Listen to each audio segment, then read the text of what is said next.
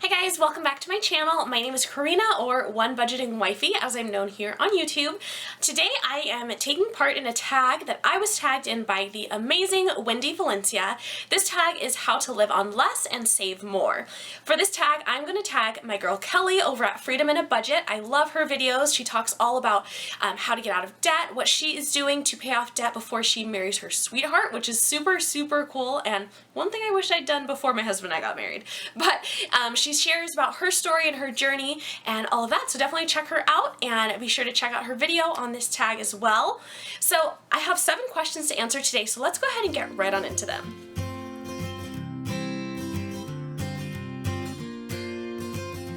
Alright, so question number 1 is, what are the most important frugal things you do every day to save money? I want to say something interesting, but I mean, it's kind of boring in a way, but I pack our food and I prep our meals. So yeah, not too exciting, but I do pack my lunch for myself and a lunch for my husband every day so that we don't have to go out during our work hours to get lunch or to pick up snacks or anything like that.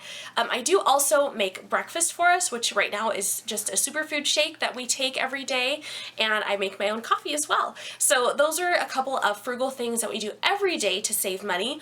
The other frugal thing that we do on probably not like a daily basis, but the most important thing probably that's really changed our mindset and how we even see money or view money and look at our finances is using cash. And that's something that is frugal and it's like antiquated, and people just don't carry cash anymore. I can't tell you how many times people say, oh, I don't have cash on me. Can I use a credit card or can I use my debit card? So we carry cash, and that keeps us from spending just, whatever the balance is in our account at that time. It keeps us to spending the actual cash that's allotted for that category. So that is definitely the biggest frugal thing that has changed about our lifestyle since starting the Dave Ramsey system and getting our money in order. So number 2 is, what is your best strategy to save on utilities? And this is a really, really cool one for me, and it's kind of a nerdy one, I think. But my parents both work for major utilities in our area, and so even when I was little growing up, we were always talking about our utilities and always talking about how to save cost on those utilities. And the biggest tip that I have is to know your peak hours. Now for our utility, they actually changed the peak hours. It was kind of like I think almost trying to pull the wool over our eyes a bit. So they changed the hours in the summer. So they went from being our peak hours were basically from, I want to say 3 to 7 to being literally just in the evening. So from about 5 to 10 o'clock. So that meant that those people who were used to waiting until 7 to run their dishwasher, they would run their dishwasher at 7 and still get charged peak hours during the summer. So what we've done in our family is we really only do the things that have to be done with those large utilities, like our dishwasher, our washer and dryer, in the morning. And that sounds a little bit crazy, but literally when I get up, I will put in a load of laundry, and then when my husband gets up, which is usually about probably 40 minutes after I leave, he'll switch it out and put it in the dryer, hang stuff up that needs to be hung, and our laundry's done. So we do that, and then I also will run the dishwasher in the morning. The other thing we do, especially now that it's the summer, is we're just very mindful of when we're running the air conditioner, and we also are really mindful of when we run the heat in the winter time. So we really don't use the heat. We will pull out blankets, which helps to save a lot, but as far as the AC, you really sometimes just can't avoid it, but we try and run it really minimally, and if it's been on for a long period, we'll turn it off and have it off for an hour and just kind of suffer through. But really trying to go without. Another great tip to save on utilities is to crank your temperature up in the summer and down a little bit in the winter. Just a couple degrees difference makes a huge difference, huge impact on your utility bills. So I've got a lot to say about utilities, but those are some ways that we help to cut costs and cut down on what we spend on utilities. Number 3 is, what is your best tip to save on food and household products? And the best tip is definitely to plan for them, because it is so easy to go wander into Target. You guys, I work right next to a Target now, so I could literally go to Target every day on my lunch break and spend $50 to $100 every day on just random stuff that I see that I'm oh, we could probably use one of those. Oh, we could totally use this. So really planning for it and figuring out what you actually need versus what is just a want, and having a set shopping time. So for me, I set a goal to not go into Target at all in July. I failed at one time, but I didn't buy anything, so that was a win still for me. But that was my goal, is to not go into Target at all, because I will just go in and, like I said, just wander around and pick up random stuff and like, oh yeah, we actually do need that. So setting a specific time where you're going to shop and having your list, so just getting prepared, will help you to save on food and household items as well. Okay guys, so number 4 is, what is your best tip to save on clothes? For clothes, I would say a couple of things. One is that items always go on clearance. Having worked in retail for quite a few years, I know that whenever something comes in the door, it is brand new and it's awesome and everyone wants it.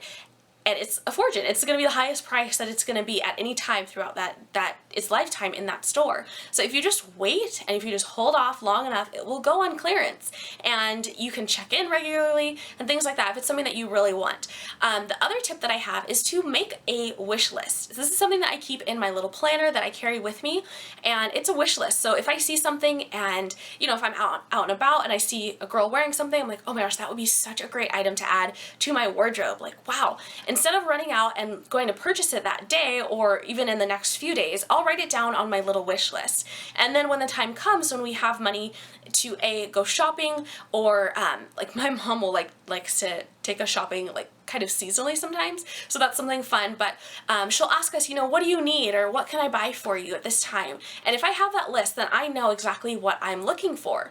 And even if I'm just going shopping and say it's the fall, so we're trying to get, you know, just a couple of like winter pieces, I can reference that wish list and see what items are on it that I'm still wanting and that I still think would be great pieces to add to my wardrobe, and really shop very intentionally and specifically for certain items, rather than just kind of do a free-for-all and see like, oh, what's new and what's out. Question number 5 is, what is my best strategy to stay out of debt or to pay it down? My best strategy is, well, I'd say strategy is probably the snowball method. Definitely getting that quick win in the beginning, and then as you're going along in your snowball, getting those quick wins by paying off the smaller balances is very, very beneficial.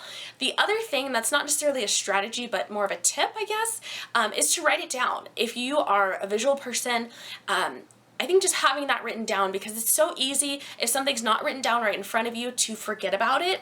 My husband and I have shared this previously, but we have a whiteboard in our bedroom, and we have all of our debts listed on that whiteboard. And so as we go, we cross out the debt and write paid off on it, and it has the total balance that we paid off on it as well. And so that keeps us encouraged. And as we continue to see like each item being, you know, stricken off of that list, it's so exciting and encouraging, and it motivates us, even when it feels like really hard, or if it feels like it's going to take a while to pay this one off, whereas it didn't take so long to pay the other ones off. It gives us motivation that we will get there because we've done it before, so we can do it again. Okay, so number 6 is to share one thing that I do to save money that people don't know, and this is one that it doesn't really totally count for me anymore, just because I cut my hair off and took out all my extensions and all of that. But for the last year and a half, I have done my hair completely 100% myself on my own, without going to a hair professional, which sounds a little bit crazy. Like, I had my extensions were colored, I would, you know, redo them and all this good stuff, but I was doing that completely on my own, and it saved us a ton of money. That was one thing that before starting our debt-free journey, I would have easily and gladly put on a credit card, because I would have thought, I have to look good. Like, this is my hair. Like, I have to look nice, and I don't know how to do it myself. But I just spent a lot of time looking on YouTube, of all places, of course, to find different tips and tricks on how to do your hair yourself, and just trying things out. And knowing that hair is hair and it grows back and you can redo it, and it's never the end of the world if you do mess up, because like I said, it can grow back and you can do something different. So that was one thing that I was willing to try, and one thing that I took on. It actually made me more, I would say, brave to do other things myself as well. So I also do my own nails, which I have nothing on right now, but I do my own fingers, like my manicures and my pedis. I also do my own eyebrows as well. So our journey of getting our debt paid off has helped me and encouraged me to take steps that will help me to save money and to cut costs on all those different things as well. Alright guys, and number 7 is how important is it to save money? For my husband and I, we were actually just talking about this and talking about how we're getting kind of to the end of baby step number 2, and one thing that I've heard consistently about people who, as I transition from baby step number 2 into baby step number 3, is that Murphy generally will meet them somewhere in the middle and they will blow through their baby emergency fund like quickly. So one thing that we were talking about is just adding a little bit of a cushion, so saving a little bit of extra money that we would normally just put onto our debt snowball, saving a little bit extra just for that awkward time when we're between baby step number 2 and only having that $1,000 emergency fund, and the transition to baby step number 3 where we have a full emergency fund. So we've just been talking about kind of cushioning that and giving ourselves a little bit of a larger buffer. And so for us, saving money is so incredibly important. I definitely undervalued it previously, and prior to starting our financial journey, saving money was just something that I thought was optional and something that I thought was convenient and great to do if you had money left over, but if you didn't have money left over, then it's okay. But really, we have to save for a rainy day, and so it's become really our top priority after tithing, paying our bills. Saving is absolutely right up there as one of the very first things that we want to take care of, especially as we move forward and get through the rest of baby step number 2 and into baby step number 3. So saving is huge, and we can't do it again as much as we'd like to right now, but knowing that we are saving for things that are important, even like our sinking funds, putting that money away, it may feel like a sacrifice in the moment, right? So seeing how much money we put away to sinking funds each month is a little bit of a sacrifice, and it's like, oh, we could put that extra money towards debt and we could be done that much quicker.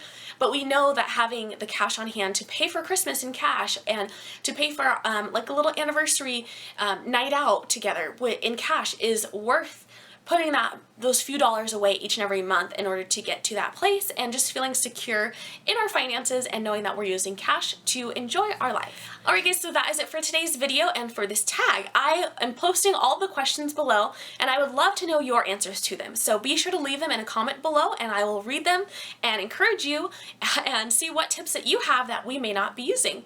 If you are new here, be sure to subscribe so you don't miss a single video from me, and don't forget to like the video if you've enjoyed it. Thank you friends so much for watching, and in the meantime, be sure to check out this last video that I just recently uploaded, and as well, here's an easy way to subscribe to my channel. I'll see you friends very soon. Have a great day.